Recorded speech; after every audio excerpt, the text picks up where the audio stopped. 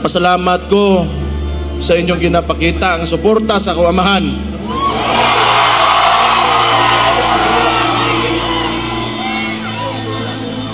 Naglagot lang ko sa inyo ha, kay kada makita na ko ang naong sa akong amahan, bit-bit ninyo, kahilakon ko.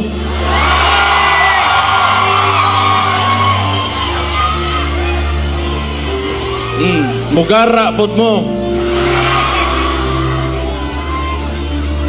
Gusto ko magpasalamat sa tanang Pilipino sa tibuok kalibutan na nagapakita o suporta kay PRRD.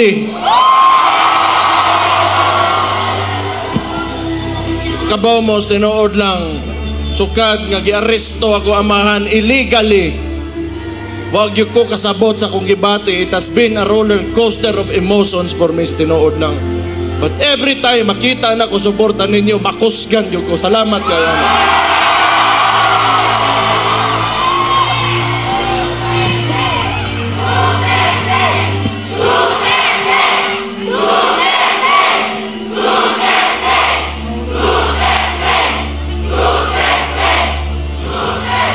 Siguro gamiton ko ni nga nahimo kong vice mayor ninyo, mayor. Morning sa termino nako karon, morning last na nako nga araw ng Davao sa termino nako karon. Wa ko makibaw unsa bagay kinaok ang kaugmaan o yung future ng sistema ng politika dito sa Pilipinas. Kaya it seems to me the stories that I've heard about martial law and oppression is synonymous with the Marcos family name.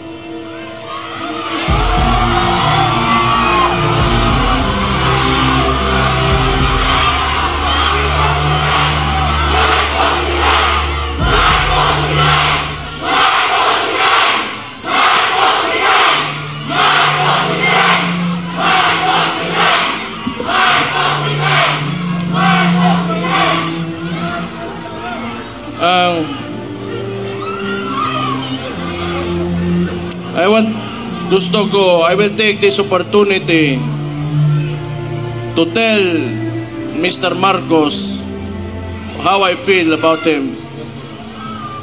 Mr. President Marcos, you will never be loved.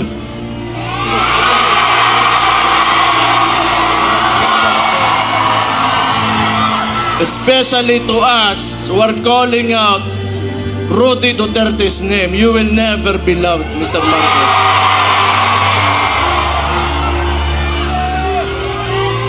We will stand up and we will fight back.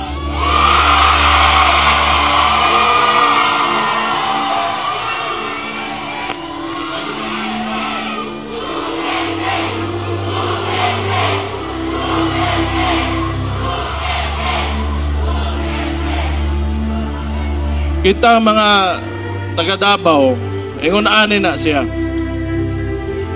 Labi nanto mga tagdugay dire o niya kanang nituo sa plataporma o politika sa kuamahan.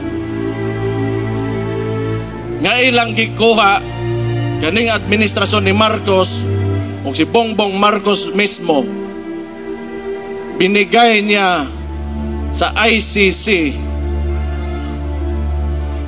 Murag wala lang ing ato na lang nga murag walay nang himo ang atong pinalanggang amahan diri sa Tundak Bayan. Gibaw mo, di ko matingala gyud, tinuod lang. Di ko matingala. Nganong ingon ani karon?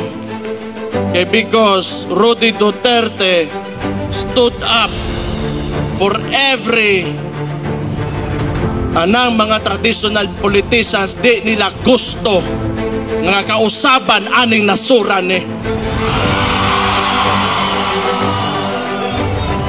Una, along aning with Marcos o kani mga uban ring mga bagagnaw ng mga politiko. Di nila gusto nga naa ng Rudy Duterte diha kay mapulilyaso ang ilang mga tula sa gobyerno.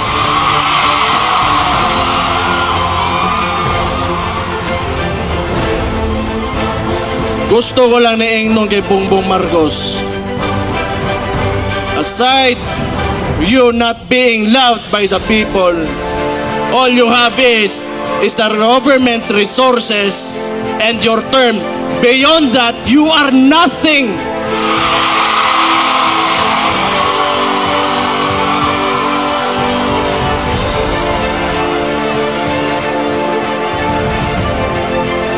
Kalimot uroy ang putang ina. Kung kita'y nagtabang sa iya, makalingkod sa diha karon sa ginalingkuran.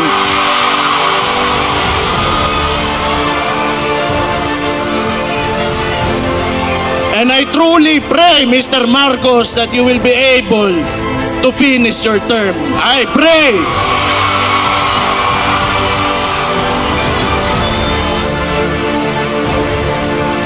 Di ta matingala.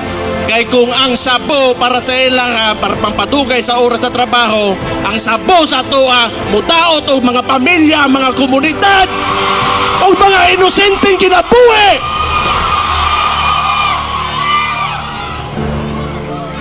Di ko matingala nga nung ingana na sila. Sige lang.